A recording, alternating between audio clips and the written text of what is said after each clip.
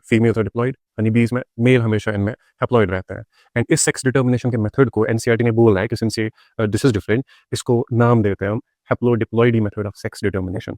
Even though NCERT ने haplodiploid direct नहीं mention करा है, लेकिन इसको हैप्लोडिप्लॉइडी बोलते हैं बिकॉज़ मेल्स हैप्लॉइड रहता है हमेशा, फीमेल्स डिप्लॉयड होते हैं। अब द क्वेश्चन इज फीमेल क्यों डिप्लॉयड इनमें होते हैं व्हाइल जो मेल है वो थ्रू आउट द लाइफ इनमें हैप्लॉयड रहते हैं, वो भी समझते हैं। फीमेल्स ध्यान रखो, जो फीमेल्स होते हैं ना वो डिप्लॉयड इस वजह से होते हैं बिकॉज वो नॉर्मली उसी प्रोसेस से बनते हैं जैसे बाकी ऑर्गेनिजम्स बनते हैं, that is fertilisation.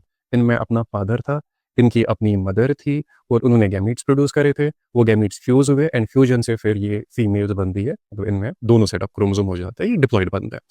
Exception is the differences इनमें, जो जहाँ पे डिफरेंस क्रिएट होती है ना वो मेल्स में, बिकॉज मेल्स फर्टिलाइजेशन से इनमें नहीं बनते। तो क्या होता है, कैसे बनता है, फीमेल्स जब मियोसिस से अपनी गैमीट्स बनाती है, फीमेल को जब रिप्रोडक्शन करनी है वो मियोसिस करती है एंड मियोसिस से गैमीट्स बनाती है। गैमीट्स में हाफ सेट ऑफ क्रोमोसोम्स होते हैं जो इधर मेंशन किए, एक गैमीट में 16 क्रोमोसोम, दूसरे गैमीट में भी 16 क्रोमोसोम, हैप्लॉइड क्रोमोसोम बनाता है, हैप्लॉइड गैमीट सेक्शन बनाता है। एक गैमीट इनमें से होता है, ध्यान रखना, एक गैमीट इनमें से उसको क्या होता है याद रखना, मैं मार्क कर रहा हूँ इधर।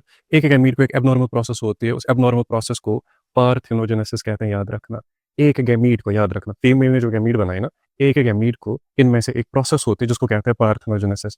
पार्थेनोजेनेसिस एक नॉर्मल प्रोसेस नहीं है, ये एक एबनॉर्मल प्रोसेस है, फर्टिलाइजेशन के अपोजिट है। यहाँ पे दूसरे पार्टनर की जरूरत नहीं पड़ती है, एक ही गैमीट है जो मदर से निकला, उसको डेवलपमेंट होकर उसको मेल बनता है, याद रखना बीज में।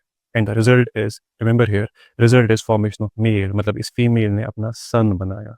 किस प्रोसेस से बनाया, फर्टिलाइजेशन तो बिल्कुल भी नहीं थी, rather what it is parthenogenesis से ये सन बनता है। अगर ये पार्थेनोजेनेसिस से बना, खाली फीमेल के गैमीट से बना, it automatically means it has no father. Male honey bees उनको ड्रोन्स कहते हैं ना, इनका फादर नहीं होता, ऑब्वियस सी बात है, फादर नहीं होगा तो सन भी नहीं होंगे। क्यों?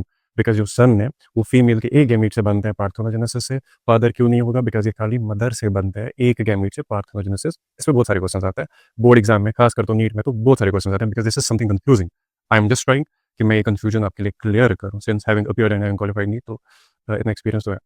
सो अब आगे बढ़ते हैं, लेकिन एनसीईआरटी फिर हमें इसके साथ साथ क्यों फॉलो अप करता है कि फादर तो नहीं है, सन तो नहीं है, लेकिन ग्रैंड फादर इज देयर, इसका ग्रैंड फादर है, मतलब मेल हनी बीज के ग्रैंड फादर होता है। एंड ऑब्वियस बात है, ग्रैंड फादर होगा तो ग्रैंड सन भी होंगे। क्यों? व्हाई डज एनसीईआरटी से कि ग्रैंड फादर होता है, ग्रैंड सन होता है, लेकिन फादर और सन इसमें, फादर और सन इनमें नहीं होते हैं। तो ये समझते हैं ग्रैंड फादर ग्रैंड सन आया कहाँ से।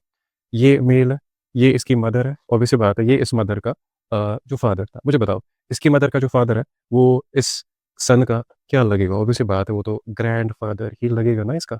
एंड ये जो सन है, ये इस ग्रैंडफ़ादर का क्या होगा? फिर ये तो ग्रैंडसन होगा। तो ऑब्वियस सी बात है, ग्रैंडफ़ादर है माँ की वजह से, जो माँ का फादर था। ग्रैंडसन भी ऑब्वियस सी बात है, उसी प्रोसेस से ग्रैंडफ़ादर होगा तो ग्रैंडसन भी, लेकिन उनके फादर और सन नहीं होते, बिकॉज़ मेल्स जो ड्रोन्स हनी बीज़ में होते हैं ना, वो खाली फीमेल के एक-एक मीट से पार्थेनोजेनेसिस से बनते हैं, नॉट फर्टिलाइज़।